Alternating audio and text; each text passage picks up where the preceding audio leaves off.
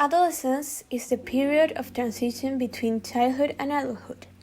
It includes some big changes to the body and to the way a young person relates to the world. The adolescent begins to question his appearance, often comparing himself to his peers. All people go through this process, but some are affected on a deeper level, developing eating disorders like anorexia nervosa, bulimia nervosa, or binge eating disorder. In this video, we are going to talk about anorexia nervosa. Girls in late adolescence tend to be at greater risk than boys of negative health outcomes, including depression, and these risks are often magnified by gender-based discrimination and abuse. Girls are particularly prone to eating disorders such as anorexia and bulimia.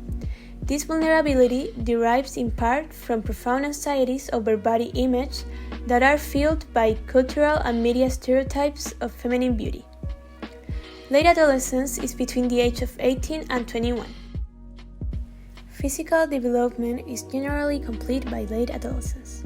By this point, the young adult also typically has developed a sense of self-identity and a rational and realistic conscience, and he has refined his moral, religious, and sexual values. He is able to compromise, set limits, and think through issues to make decisions. Young adults' brains are still developing, and new research evidence suggests that this process may continue into the third decade of life. Society, however, regards him as a legal adult in many ways. Now, we are going to describe a very common disorder at this stage. Anorexia nervosa is an eating disorder characterized by weight loss or lack of appropriate weight gain in growing children, difficulty in maintaining an appropriate body weight for height, age, and stature, and in many individuals, disordered body image. People with anorexia generally restrict the number of calories and the type of food they eat. Some people with this disorder also exercise compulsively, purge via vomiting and laxatives, and or being eaten.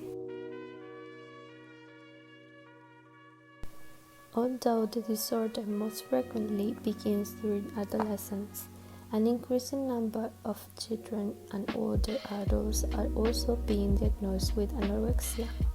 You cannot tell if a person is struggling with anorexia by looking at them.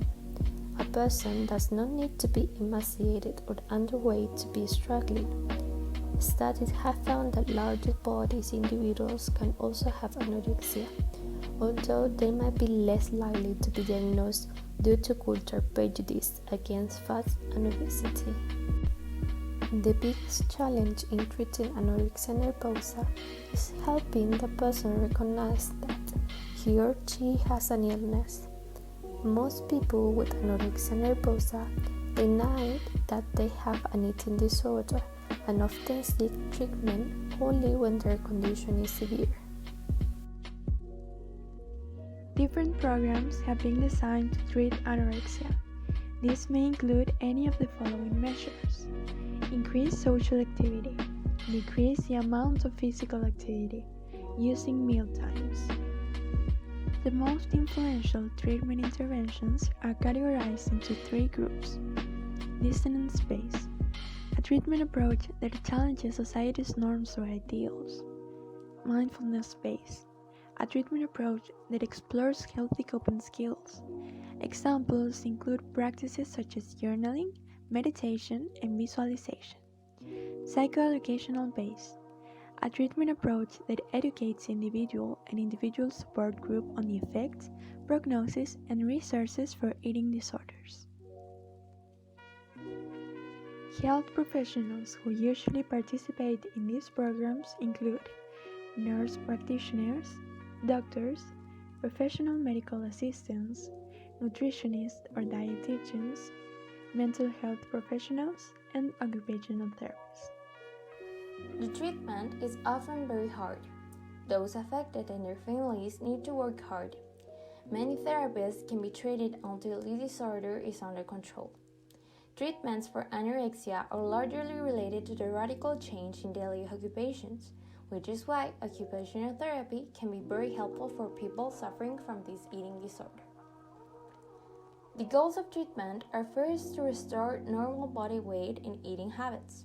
A weight gain of 1 to 3 pounds or 0.5 to 1.5 kilograms per week is considered a safe goal. Weight management can be difficult and long-term treatment may be required to stay at a healthy weight.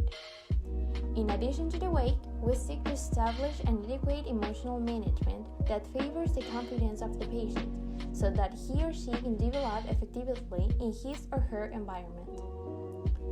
As we can see, adolescents are very prone to develop eating disorders such as bulimia nervosa, anorexia nervosa, and binge eating disorder. It's for this reason that people should be warned from earlier stages of the approaching changes and how natural they are so that they can enjoy their adolescence.